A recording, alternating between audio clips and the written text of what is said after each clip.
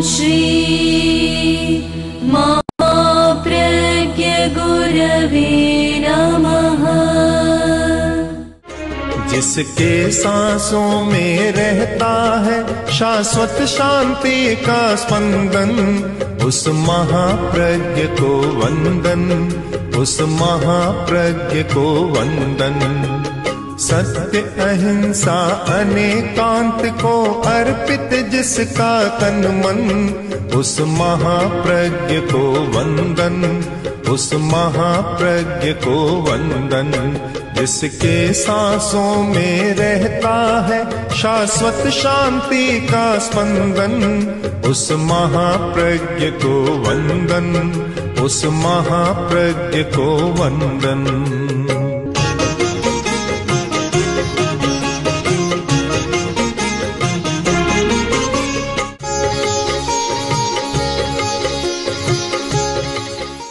आउयम नरे कंखे, नरक के आयुष्य की इच्छा करता। समझने में कठिनाई हुई कि स्वर्ग की इच्छा तो आदमी करता है, पर नरक की इच्छा कौन करेगा? एक द्वंद्व है। एक और आगम का वचन कि वह नरक की इच्छा करता है, नरक में जाने की, नरक के आयुष्य की इच्छा करता है। दूसरी ओर एक प्रसिद्ध अनुभूति है कि आदमी सुख की इच्छा करता है, दुख की इच्छा कोई नहीं करता। नरक को सबसे ज़्यादा दुखदायी स्थान माना जाता है, ऐसा स्थान जहाँ सुख बहुत कम, नगण्य, केवल दुख ही दुख। तो भला उस स्थान की इच्छा कौन करेगा? वहाँ जाने की इच्छा कौन करेगा? वहाँ जीवन बिताने की इच्छा कौन करेगा? विरोधाभास लग रहा है। अब इस विरोधाभास पर जब हमने चिंतन किया तो लगा कि विरोधाभास है भी और नहीं भी। इच्छा हमारे दो प्रकार की, इच्छा के स्तर दो हो जाते हैं, एक भीतर की इच्छा का स्तर और एक बाहर की इच्छा का स्तर। आदमी चाहता है, पर भीतर की इच्छा दूसरे प्रकार की होती है। ऊपर से और कुछ चाहता है, भीतर की इच्छा और कोई काम कर रही है, दोनों में मेल नहीं होता।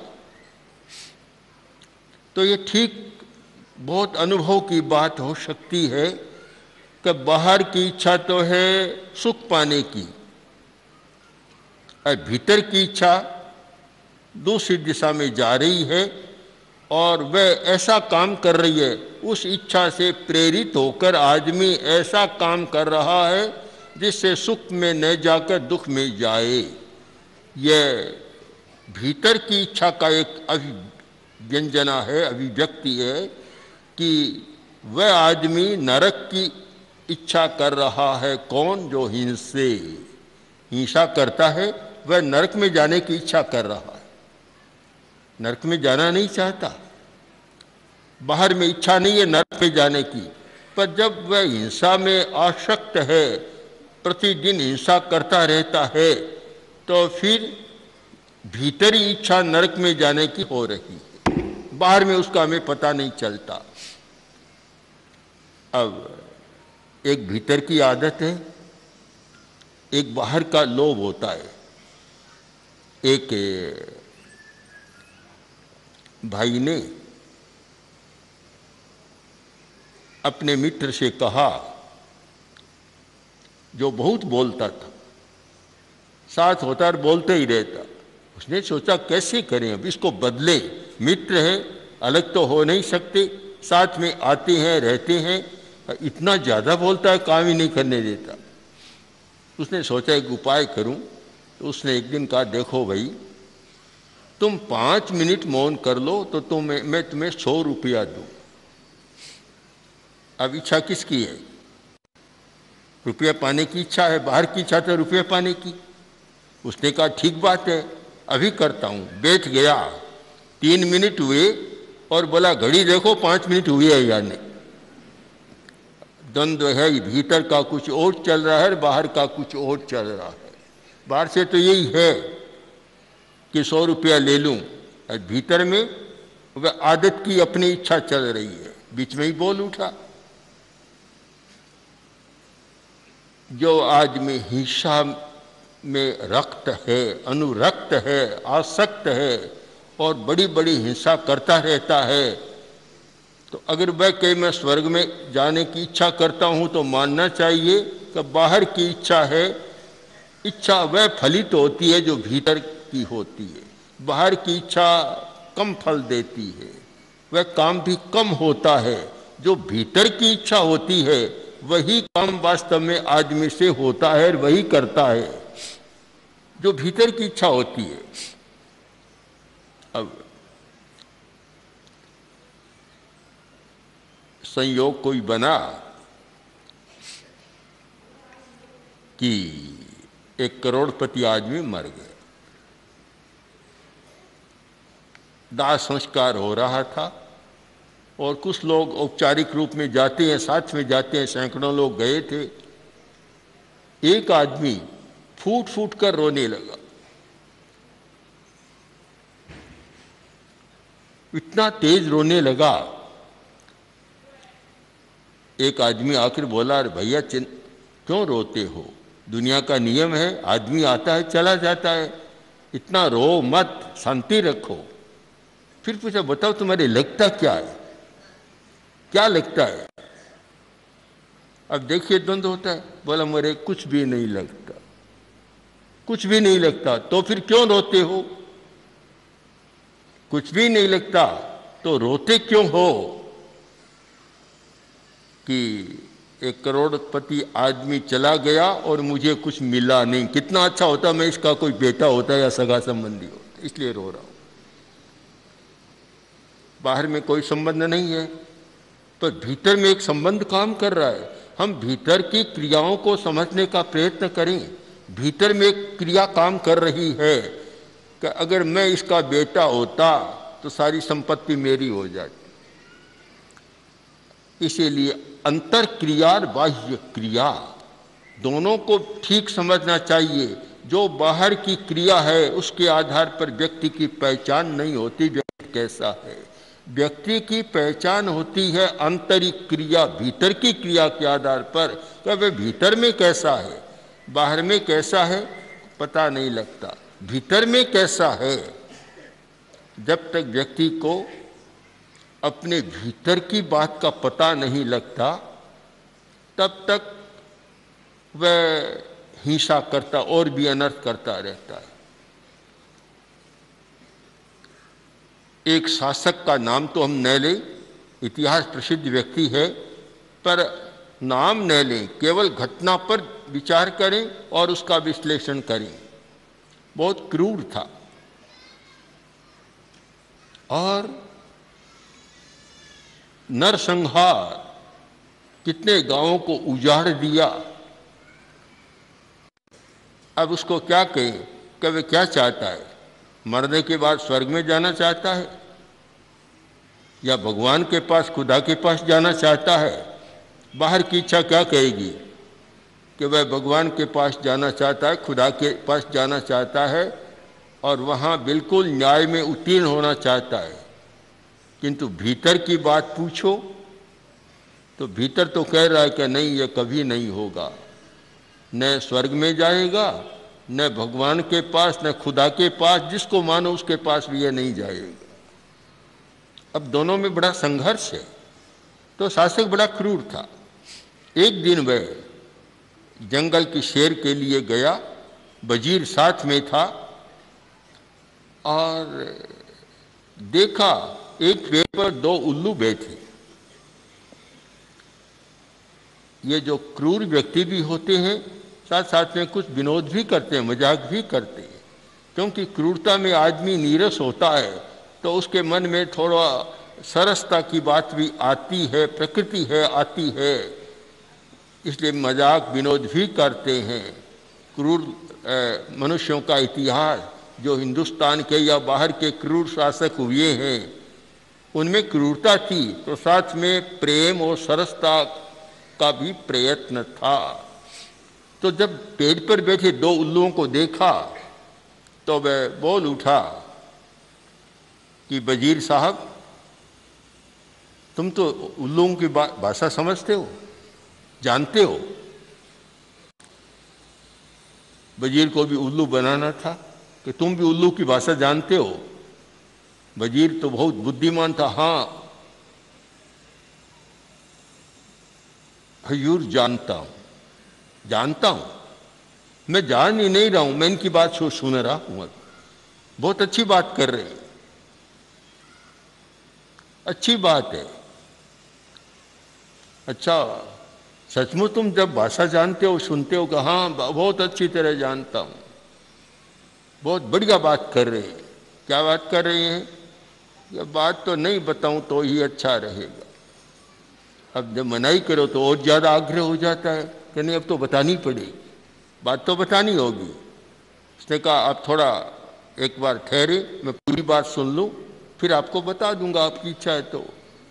5 मिनट राजा भी मौन रहा, शासक मौन रहा, और वह एकदम कान लगाए सुनता रहा। जब बात पूरी हो गई, कहाँ पूरी हो गई, बोलो क्या बात है? कि बात बड़ी विचित्र है। क्या? कि ये 2 उल्लू है, दोनों अलग अलग स्थानों से आए हैं। एक उल्लू बोला कि मेरे लड़की है, लड़की की शादी करनी।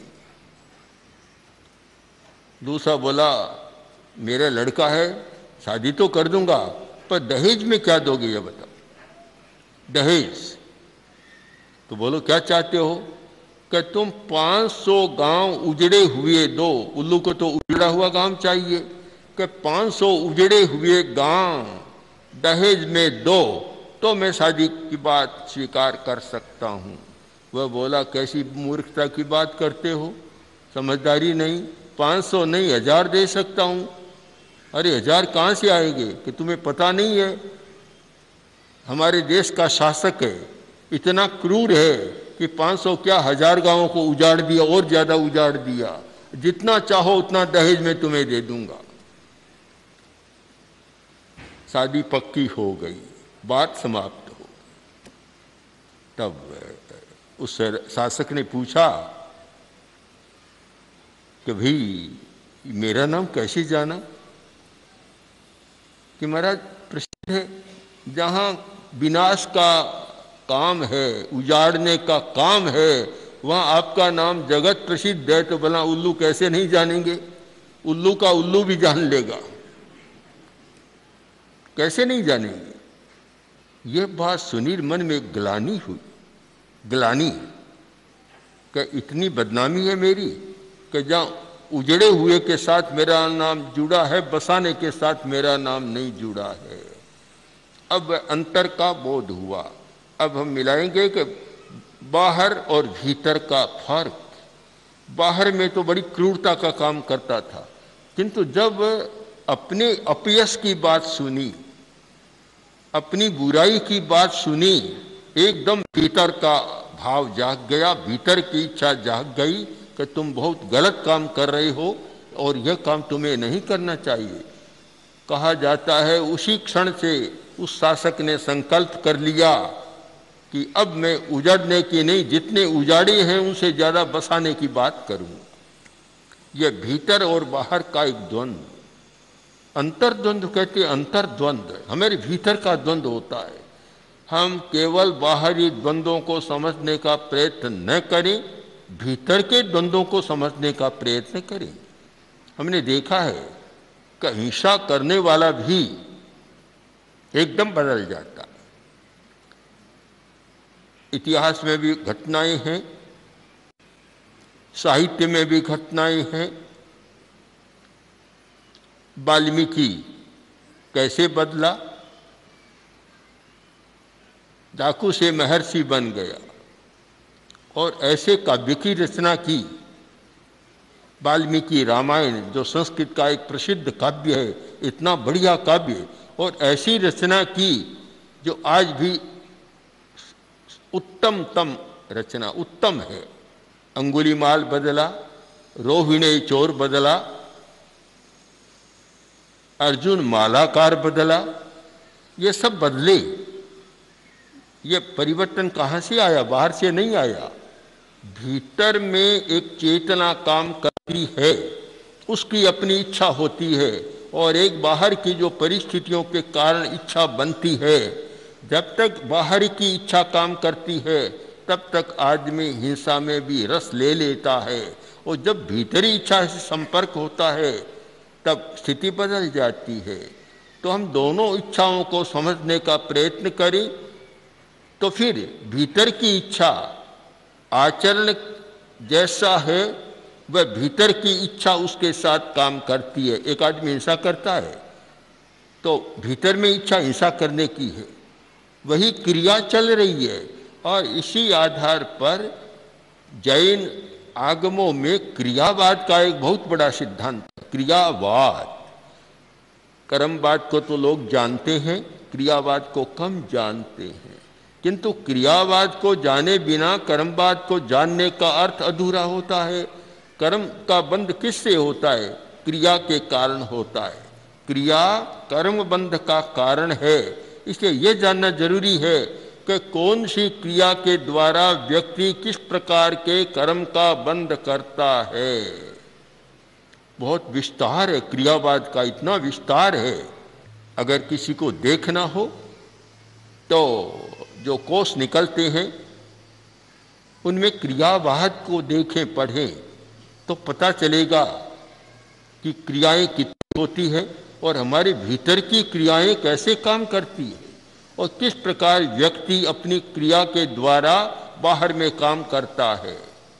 तो हिंसा, जिस व्यक्ति में हिंसा है, हिंसा की भावना है, हिंसा करता है, तो उसके भीतर में हिंसा करने की इच्छा विद्यमान है, अविरति है, अभी वृत्ति नहीं हुई है, व्रत नहीं हुआ है, संकल्प नहीं किया कि मैं हिंसा नहीं करूंगा। जब संकल्प नहीं है हिंसा के त्याग का तो भीतर में हिंसा की क्रिया चालू रहती है। आदमी मारता है कभी कभी, कभी जीव को, छोटे जीव को मारता है, और कुछ लोग बड़े जीव को भी मार देते हैं। तो ये तो बाहर की क्रिया है, बाहर की। पर भीतर की क्रिया, मारने की क्रिया, वह जब तक व्रत नहीं है, अविरति है, एक इच्छा है, अज्ञात तृप्ति और आकांक्षा है, या एक प्रकार की तपती है, ताप है। जब भीतर का ताप है उसे शांत करने के लिए वह हिंसा भी कर देता है। और जो हिंसा करता है वह नरक के आयुष्य की इच्छा करता है, नरक में जाने की इच्छा करता है। इसलिए हम इच्छा, क्रिया, प्रवृत्ति और कर्म बंध, इन सब को एक साथ समझ सकते हैं। अलग करने पर पूरी बात समझ में नहीं आ सकती। हिंसे बाले मूषाबाई, जो हिंसा करने वाला है बाल है, अज्ञानी है, सच्चाई को नहीं जानता। बाल कौन होता है? छोटा बच्चे को बाल कहते हैं। यह तो अवस्था से जुड़ा हुआ बाल शब्द का प्रयोग है, किंतु बाल शब्द केवल अवस्था से नहीं, अज्ञान से भी जुड़ा हुआ है। एक अज्ञानी को भी बाल कहा जाता है, और एक जो अव्रति है, जिसने भीतर की इच्छा का संयम नहीं किया, वह भी बाल है, उसे भी बाल कहा गया है, पंडित नहीं कहा गया। बाल और पंडित, सूत्र कितांग सूत्र में उस व्यक्ति को बाल कहा गया जिसके कोई व्रत नहीं है, जिसने अपनी भीतर की इच्छा का निरोध नहीं किया है। अविरयम पड़ुच्चय बालेति आहिजयी, अविरति है वह बाल है, चाहे 70 वर्ष का हो गया चाहे 100 वर्ष का हो गया, बाल है। यह एक आध्यात्मिक दृष्टिकोण है। गीता में भी पंडित उसको कहा गया है कि जो स्थित प्रज्ञ होता है, जिस निष्प्रिय है, निर्ममय, निरहंकार, वह पंडित होता है। पढ़ाई करने वाला पंडित नहीं कहा गया। तो बाले, वह बाल है, अज्ञानी है, वह नहीं जानता कि हिंसा का परिणाम क्या होता है। वह नहीं जानता कि हिंसा की जो वृद्धि होती है उससे समाज कितना दुखी बनता है। जिस परिवार में हिंसा बढ़ती है परिवार दुखी हो जाता है। बाचिक हिंसा, ज़्यादा दुख कौन पैदा करता है? बाचिक हिंसा, ऐसे तीखे व्यंग बाण चलते हैं और ऐसे कटु शब्दों का प्रयोग होता है कि परिवार दुखी बन जाता है। एक आदमी भी ऐसा बोलता है कि सबको दुखी बना देता है। मानसिक हिंसा और कायिक हिंसा ये सब चलते हैं, कारण कि वह हिंसा के परिणाम को नहीं जानता। मुसावाई, तीसरी बात है मृषावादी। जो मृषावादी है बहुत झूठ बोलता है, बहुत बड़े बड़े झूठ बोलता है। जहाँ पानी की एक बूंद नहीं वहाँ तो तालाब को लबालब भर देता है, और जहाँ तालाब भरा हुआ है उसको बिल्कुल सूखा बता देता है। बड़ी बड़ी झूठ बोलता है। वह व्यक्ति वास्तव में नरक जाने की इच्छा कर रहा है, नरक में जाता है, क्योंकि झूठ बोलना, एक सच्चाई को गलत साबित कर देना बहुत बड़ा अपराध होता है, जिससे भ्रांति पैदा होती है। होता कुछ और बता देता कुछ है। इससे एक असमंजस की स्थिति बनती है। आदमी भ्रम में चला जाता है कि कुछ था कुछ बताया, कैसे हुआ, बड़ी समस्या है। ये विवाद का विषय चला था। बीच के युग में तत्व चर्चा में भी विवाद का इतना महत्व बढ़ गया था, और वाद और विवाद का बाद का चला तो वहाँ भी झूठ का सहारा कभी कभी लेना पड़ गया, और लेना मान्य भी हो गया। तो प्रसंग आया, किसी ने कहा भी मैं वहाँ जा रहा हूँ और मुझे कंबल खरीदना है। कंबल मिल जाएगा? एक नहीं 9 मिल जाएगी। नव कंबलम, 9 कंबल मिल जाएगी तुमको। वह बेचारा आशा लेकर गया, उसके घर गया और बोला कि मुझे कंबल लेना है। कंबल के लो, कंबल तैयार है। काट कर दिखाया, ये कंबल के कंबल बढ़िया है, एक से नहीं 9 कंबल लाओ। कि 9 तो मेरे पास नहीं है। अरे मेरे मित्र ने या मेरे कोई साथी ने मुझे कहा कि वहाँ 9 कंबल है, तुम कह रहे हो एक है, तुम बेचना नहीं, देना नहीं चाहते। मैं बोला कि मैं बेचना चाहता हूँ पर मेरे पास है नहीं, अभी एक है और तैयार नहीं है अभी। एकदम आवेश में आया और गया उसके पास, जाकर बोला तूने मुझे धोखा दिया। तूने कहा कि वहां जाओ तुम्हें 9 कंबल मिल जाएंगे। उसने कहा मैंने धोखा नहीं दिया, मैं झूठ नहीं बोला। क्या तुमने कहा 9 कंबल आनी? अरे तुम समझे नहीं, मैंने कहा था नया कंबल। 9 का अर्थ 9 भी होता है, 9 का अर्थ नया भी होता है। तो मैंने कहा था नया कंबल मिल जाएगा। अब बेचारे को कितना भ्रम में डाल दिया। ये भ्रांति पैदा करना बहुत बड़ा अन्याय है। हम जब किसी को भ्रांत बना देते हैं, भ्रांत बहुत बड़ा दोष होता है। किसी ने पूछा रास्ता, बस और कुछ नहीं किया, केवल बेचारे ने सोचा ये रास्ता है, चला गया उधर, भटक गया आगे जाकर। फिर मिला कि भैया तूने भटका दिया मुझको। क्यों? कि रास्ता गलत बता दिया। मैंने कब गलत बताया? मैंने जब पूछा रास्ता, तूने ऐसे कर दिया, मैं उधर उस दिशा में चला गया। अरे भाई तो मेरी अंगुली हिल गई, मैंने रास्ता कब बताया? बताया ही नहीं थी उसको।